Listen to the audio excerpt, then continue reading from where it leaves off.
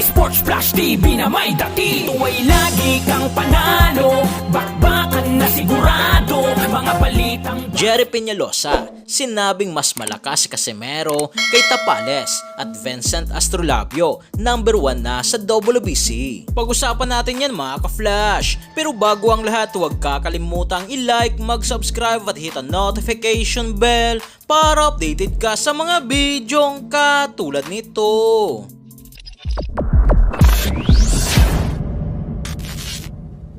So matapos nga pong talunin ni Vincent Acero Astrolabio, sinawapon kay Kanha via 11th round technical knockout, ay inilagay na nga po si Astrolabio bilang number 1 mandatory challenger kay WBC Bantamweight Champion Alexandro Santiago na tinalo si Nonito the Filipino Flash Donaire Jr. via unanimous decision noong July 29, 2023. Habang sa kabilang balita nga po mga ka-flash, sinabi mismo ni 2 Division World Champion Jerry Peñalosa kung sino kay 3 Division World Champion, angas ng Pinas General Casimero at Unified Champion IBF WBA Marlon the Nightmare Tapales ang mas nakakalamang at posibleng matalo si Naoya the Monster Inoue. Nasa paliwanag nga po ni Peñalosa, ang may malaking posibilidad na matalo si Inoue, ito ay kontra kay Casimero. Ito ay sa kadahilanang mas malakas si Casimero kay Tapales in terms of strength na kailangan upang pabagsakin si Inoue. At pinatunayan niya naman ito sa laban versus Zulane Tete at kay Doc Micah na isang knockout puncher na hindi lang naman maangas itong si Casimero kundi may napatunayan na dahilan din para magdalawang isip si Inoue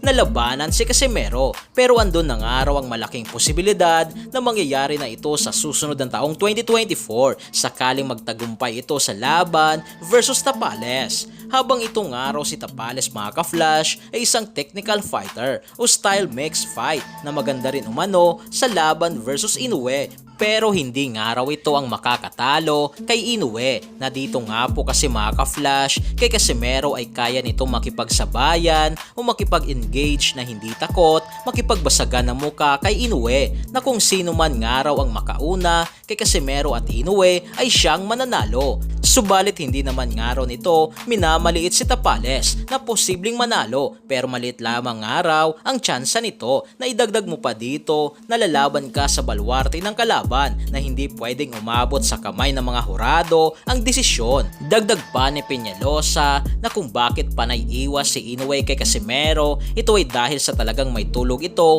kapag nakapagpatama si Casimero ng solidong suntok kay Inoue. Pero abangan nga raw natin mga ka-flash at suportahan si Casimero at Tapales sa laban kay The Monster Inoue ng Japan sakaling makalaban na nila ito sa ibabaw ng lona. Si Casimero din nga raw mga ka-flash ay may paparating na laban versus Yakinori Ogoni sa October 12 na kailangan itong manalo sa isang napaka-impresibong panalo.